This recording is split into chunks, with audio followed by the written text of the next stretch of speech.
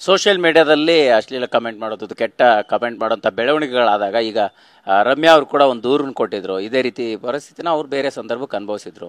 So Darshan ಅವ್ರು fans ಮಾಡಿದ್ದಾರೆ ಅನ್ನೋಂಥ ಮಾತನ್ನ ಹೇಳಿ. ಸೊ ಈಗ ಅವರ ನಡೆ ಇಲ್ಲೇ ನೀವು ಕೂಡ ಹೋಗ್ತಾ ಇದ್ರಿ ಅಂತ ಅನ್ಸುತ್ತೆ. ಹೇಗೆ ಬುದ್ಧಿ ಕಲಿಸ್ಬೇಕಂತ ಇದ್ರಿ ಸರ್? ಅದೇ ದರ್ಶನ್ ಅವರು ಫ್ಯಾನ್ಸ್ ಮಾಡಿದ್ದಾರೆ ಅಂತ ನಾನು ನಂಬಲ್ಲ.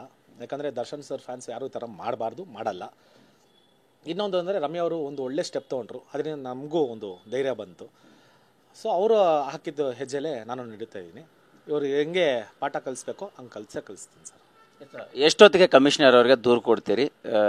ಏನು ನೆಕ್ಸ್ಟ್ ಮುಂದಿನ ಸ್ಟೆಪ್ ಏನು ಅನ್ನೋದು? ಅದೇ ಒಂದು 5 ಗಂಟೆ ಹಂಗೆ ಹೋಗ್ತೀನಿ ಕಮಿಷನರ್ ಸರ್ ಆಫೀಸ್ಗೆ. ಅಲ್ಲಿ ದೂರು ಕೊಟ್ಬಿಟ್ಟು ನಾನು ಮಿಕ್ಕಿದ ಮಾಹಿತಿ ಹೇಳ್ತೀನಿ ಸರ್. ಒಂದು ಕಡೆ ಈ ಎಲ್ಲ ಬೆಳವಣಿಗೆ ಆದಾಗ ಎಲ್ಲ ಒಂದು ಕಡೆ ಹೋಗಿ ಈ ಸನ್ನಿವೇಶ ಸೃಷ್ಟಿ ಆಗೋಕ್ಕೆ, ಘಟನೆ ಆಗೋಕ್ಕೆ ನಾನೇ ಕಾರಣ ಆಗ್ಬಿಟ್ನಾ ಅಂತ ಎಲ್ಲ ರಜತ್ ಅವ್ರಿಗೆ ಅನ್ನಿಸ್ತಿದ್ಯಾ? ಸೊ ನೀವು ಹೋಗ್ದೇನೆ ಇದ್ರೆ ಇದೆಲ್ಲವೂ ಆಗ್ತಾ ಇರಲಿಲ್ಲ ಅಂತ ಅನಿಸ್ತಿದ್ಯಾ? ಅಥವಾ ತೆರೆ ಮೇರೆಯಲ್ಲಿ ಇದೆಲ್ಲವೂ ಕೂಡ ನಡೀತಾ ಇತ್ತು, ಬೆಳಕಿಗೆ ಬಂತು ಅಂತ ಅನಿಸ್ತಿದೆಯಾ? ಹೇಗೆ ಅಂತ ಸರ್, ಇದು ತುಂಬ ನಡೆದೈತಂತೆ. ನನಗೂ ಅಲ್ಲಿ ಹೋದ್ಮೇಲೆ ಗೊತ್ತಾಗಿದ್ದು. ನಾನು ಮಾತಾಡಿದ್ಮೇಲೆ ನನಗೆ ಇನ್ನೂ ಗೊತ್ತಾಯಿತು. ಸೊ ನಾನು ಹೋದ್ಮೇಲೆ ಆಚೆ ಬಂತಲ್ಲ, ಒಳ್ಳೇದೇ ಬಿಡಿ ಸರ್, ಏನು ತೊಂದರೆ ಇಲ್ಲ. ನಾನು ಹೋಗಿ ಏನು ತಪ್ಪು ಮಾಡಿಲ್ಲ, ನಾನು ಕೆಟ್ಟ ಕೆಲಸ ಏನು ಮಾಡಿಲ್ಲ. ಇಲ್ಲ ಯಾರನ್ನೋ ಅಲ್ಲಿ ಮರ್ಡರ್ ಮಾಡಿಬಿಟ್ಟು ನಾನು ಹೂತಾಕಿಲ್ಲ ಅಲ್ಲಿ. ಹೌದಾ ಸರ್? ನಾನು ಹೆದರ್ಕೊಳ್ಳೋಕ್ಕೆ ನಾನು ಹೋಗಿದ್ದು ನನ್ನ ಸ್ಟ್ಯಾಂಡ್ಗೋಸ್ಕರ ನಾನು ಹೋಗಿದ್ದು. ನನಗೆ ಹೋಗಬೇಕು ಅನ್ನಿಸ್ತು, ನಾನು ಹೋದೆ. ಅದನ್ನು ಇಷ್ಟು ದೊಡ್ಡದು ಮಾಡಿದ್ದು ಅವರು, ನಾನಲ್ಲ.